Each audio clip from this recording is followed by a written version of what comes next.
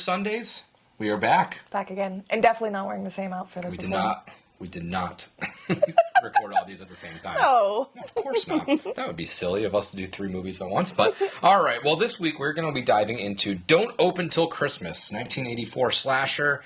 I'm pretty sure this is from, like, the UK. It is. This is not... London. This is not a American film. No. This was directed by Edmund Purdom. Purdom, whatever.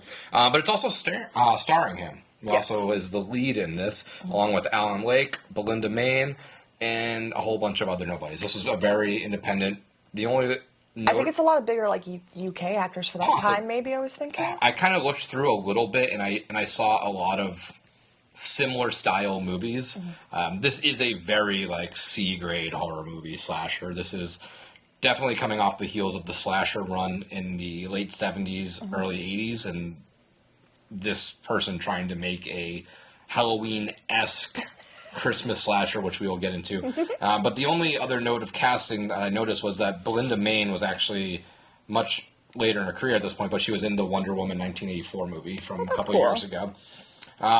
So, want to go into a short little synopsis of what this movie is about, and we can start diving into the ratings and everything like that? Yeah, this one will be a little bit easier to talk about, too, versus the previous one we did All the Creatures Were Stirring, because it's not as much to talk about. So, it's Christmas Eve in London, and not all is merry and bright. A psychopathic, masked serial killer is ravaging the streets, and there's only one thing he's after. And there is only one thing he is after. People dressed up as Santa Claus.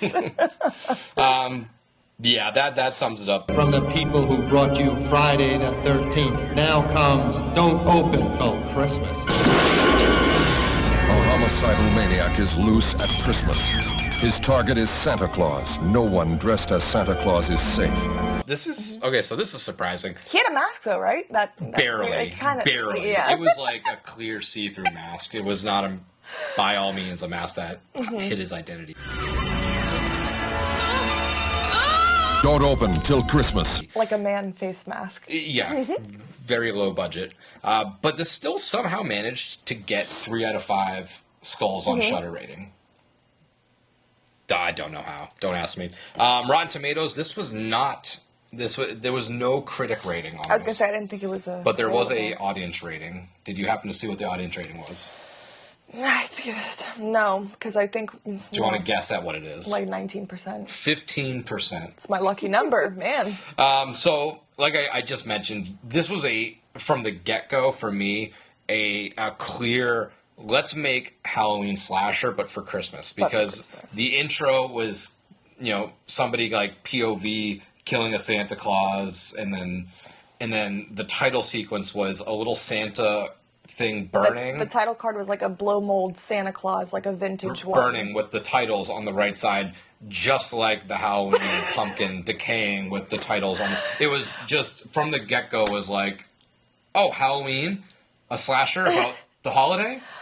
Let's make one about Christmas. When we were live, he kills Santas. I was watching this with Nick last night, or the other night too. I had watched a little bit before, and I was like, man, you're going to love this title card. It's actually super cool. And we were watching, he's like, it's pretty much just like Halloween. I'm like, you know what? This did look a little familiar. Exactly like it. This was a fun watch. It was fun. It's bad. It's definitely not good. I think it's good bad. No. Sure, but Bad, this is, if they did Mystery Science Theater 3000 for like horror movies, this would be on there. Something that would be 100%. And the crazy part is, I think this could be a great movie.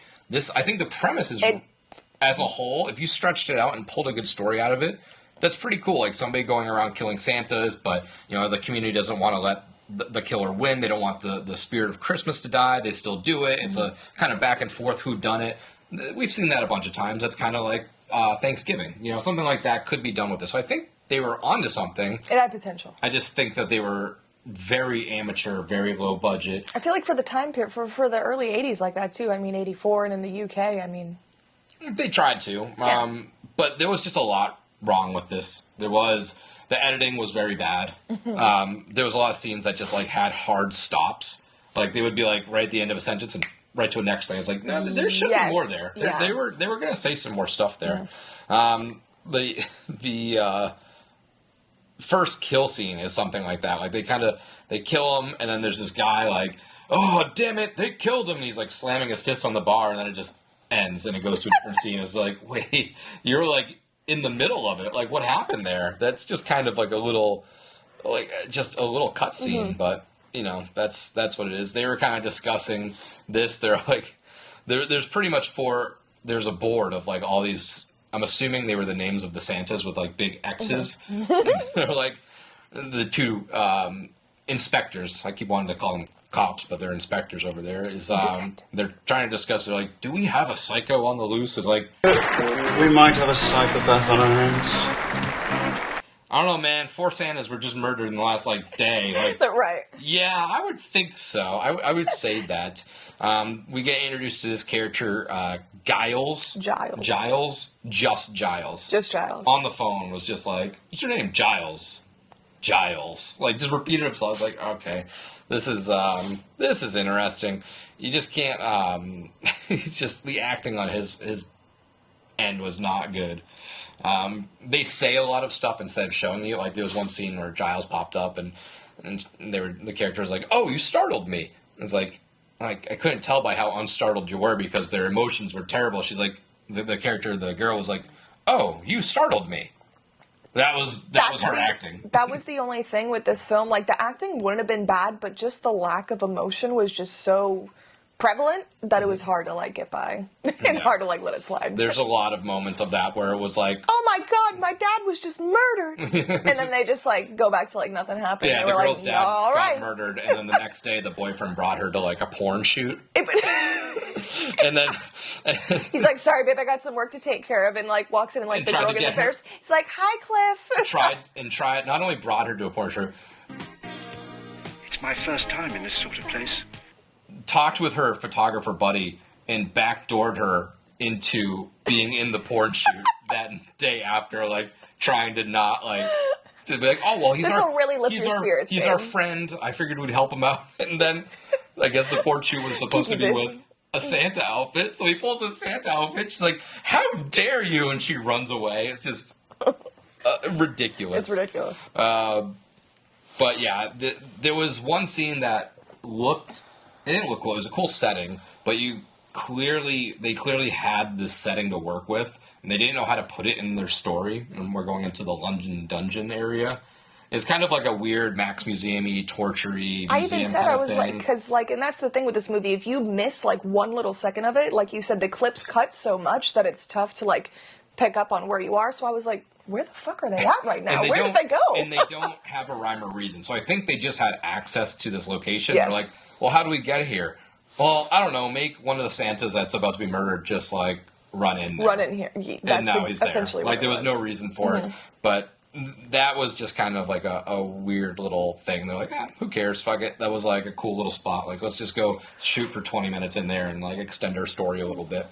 But they love that new Scotland Yard sign, which is I think the sign of the inspector station. Oh, is that because they used the same shot like 7 times. The amount of times that they go back to that sign, they're like, oh, back at the station. Yeah, it's just like, I can figure it out. If you show me the cop, I know where we are. You don't have to show me all that. But now that you say that, I never really noticed how much they did it. Why was there a giant concert at the very end of this as well? There's a big concert kill scene, singing Warrior of Love. What is happening at this point? It was so much going on. That's what I said too. I was like, how did we even get to this point in the film? That it's like it was a lot. It was like all over the place. They definitely wanted to make sort of a like whodunit slasher, and they know who did it, but they like introduce all these really poorly crafted red herrings. Like, well, it could be this guy. I was like, I know it's not this guy. It's not this guy. But you end up finding out, obviously, it was Giles. And Giles was one of the detective's brother. And the brother, he changed his name. His real name was Harrison. He changed it from Harrison to Harris. To hide his identity. I don't know. That doesn't really seem like if you're going to change your name for whatever because your brother is like a psychopath or whatever, you're trying to distance yourself. Yeah. I don't know if Harris is the route I would choose if my name was Harrison. And he, like, insinuates that his brother's, like, kind of off or, like, kind of odd anyways, like, throughout it. And, like, how was that not your first instinct that you're like, you know what? Maybe this is fucking Giles doing this. The kind of the final girl ends up not being the final girl because you thought she would carry through, and they just sort of unceremoniously kill her. What happened? Her boyfriend came back unexpectedly. Yes. Even though she's still breathing, very clearly breathing God, in the scene on the floor. She gets sort of like kind of stabbed and like choked out with tinsel, and he just like drapes on her and runs away. And you know the blood is bad in this, the kills are bad in this. There's really not much good. But they run in, they're like, oh my god, she's dead. And then they get on the they're phone, like, all right. and they're just standing around her dead body. They like calling step over people, her body. Step over, and then both the characters just leave. And they just leave left the her dead body. Literally. They're like, we can't do anything here. We got to go find this now. And the final reveal of it being Giles comes in form of a flashback as to why Giles hates Christmas, and this might be the best part of the whole movie. Santa Claus. I hate Christmas. I hate everything it stands for. Is funniest fucking part of this Giles movie. is just a kid at a Christmas party. Somebody gives him a present, and they give him like a Swiss Army knife, like a little knife. And the kid immediately grabs it, opens it, and goes. Nobody's like, this kid is fucked. Like this kid, like that. You can't take that knife away. They're all like, oh wow, it's so funny. As he's like, stab.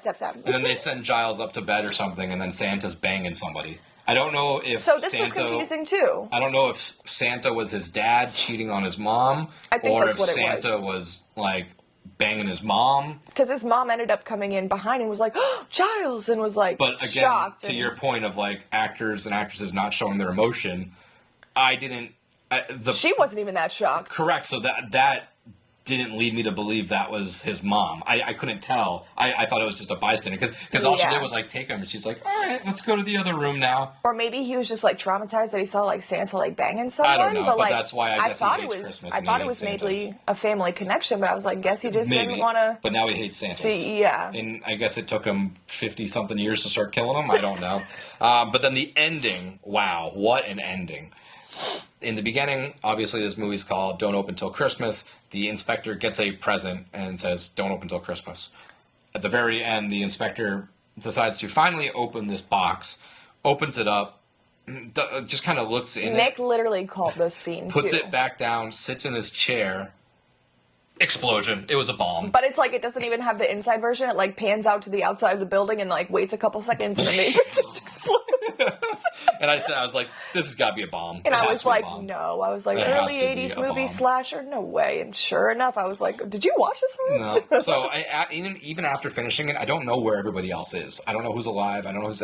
Sherry, I guess, is alive. The other blonde. Everyone was blonde, too. All the girls were blonde. We went over... Yeah, we skipped over the whole Sherry storyline. She was like a...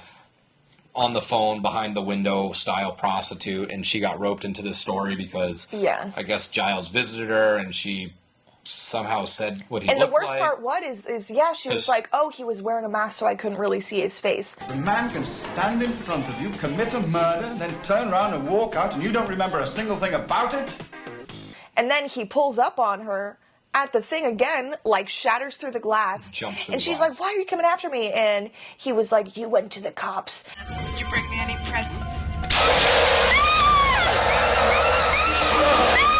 And she was like, I told him I didn't see your face. He was like, well, you have now. It's like, why would you show up without the mask? Like, you were good. Yeah. All she did was go to the cop and be like, yeah, there was like some guy, couldn't see his face, though he had a mask because on. there was a Santa in the booth and Giles came and killed him in the booth. He was like, well, you've seen it now. I was like, oh, it's kind of your fault. But, all right, well, let's get into our breakdowns a little bit. So our good. What was your good for Don't Open Till Christmas? I love the soundtrack for this. Soundtrack was absolutely fire. Very synthy, very super synthy, very dark, like 80s. 80s vibes. It was definitely somebody that just like made it. Really liked it. The acting wasn't all that bad for what it was, minus the lack of emotion. I mean, some of the dialogue was decent, some of it was absolutely ridiculous, but for being cheesy 80s B-grade horror. It kind of gave what it was supposed to give. Yeah. For my good, I put music. I also put the title card because I really thought that was fun too. Until you realized it was just it really reeled ripoff. it. And, you know, maybe that's why I liked it though. But it's the Christmas version, so it's different. Sure. But I just put the music. The synth style was fun, and I guess in the good you can put how bad this movie is. Yeah, because it's a fun. This is a like let's watch it, make fun of it kind of movie. Yeah. Like this could be.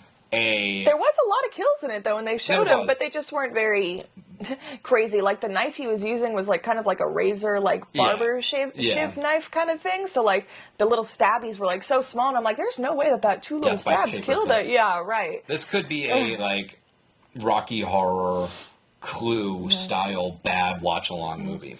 The blood was very tomato soup-esque looking. Not good. So let's get into the bad then. What did you have for the bad? Didn't really give an explanation as to why Giles had such a hatred for Santa Claus until the very end of the movie, and then kind of left you hanging. As I'd mentioned before, the blood and gore were a little debatable with the realism of it, but then again, it was the 80s, so you could kind of be expected it. Some of the scenarios were a little ridiculous and didn't make sense. I knew we talked about it a little bit before also with saying how some of the cutscenes just kind of went to completely different storylines throughout the film, and it was very hard to keep up with at points, and asking yourself, where are we even at right now? Like, The bad, I put the acting. I didn't think the acting was good at all. Is that it? What do you expect? Flashdance? The editing was very poor. It was just the story, just jump, jump, jump.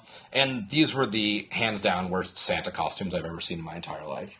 Yeah, they were a little cheapy. The beard looked like cotton balls. Like it was just so stiff, and they did give him little fake white eyebrows, which is they cool, did. But, they did. And they were all exactly the same costumes too. They were all apparently all shopping at the same store. What was your top moment?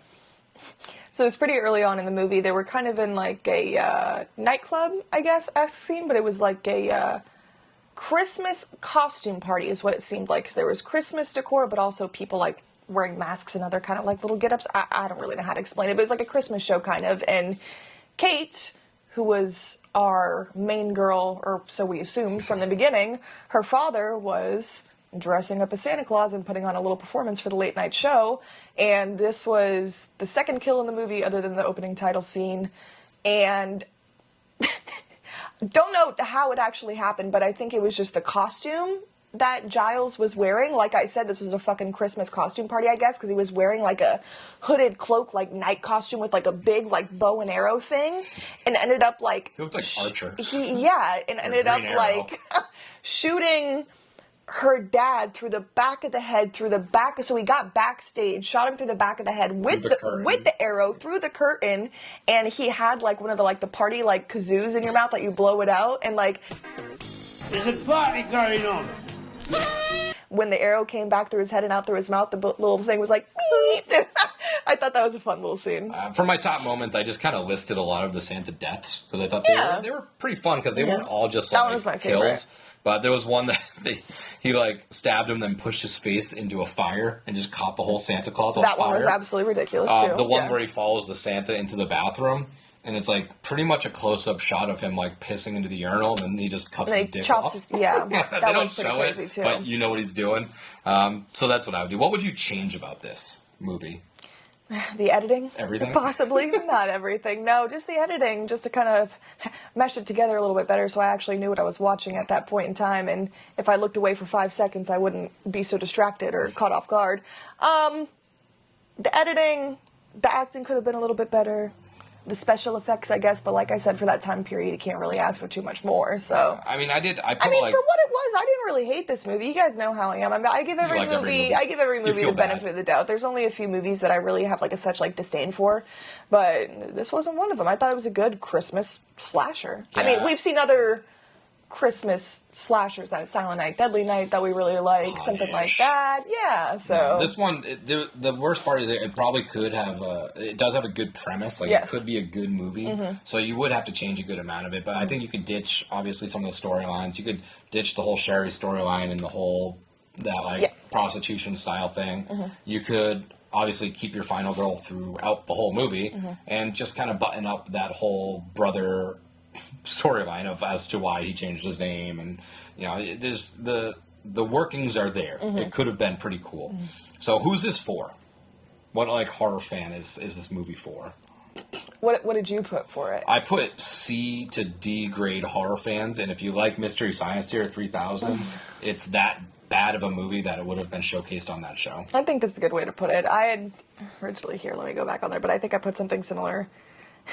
If you like Pina Coladas. good, bad horror movies, 80s slasher style, but a little bit low budget, this is for you. All right, let's run through our fear and beer rating really quick. Our fear scale, 1 through 5. How scary was this movie for you? This was a 1. 1. It wasn't very scary. No, I'll give it a 0.5. There's no scares. No scares. And our beer rating, 1 through 5. How good was this for you? I give this a 3.5. 3.5? Yeah.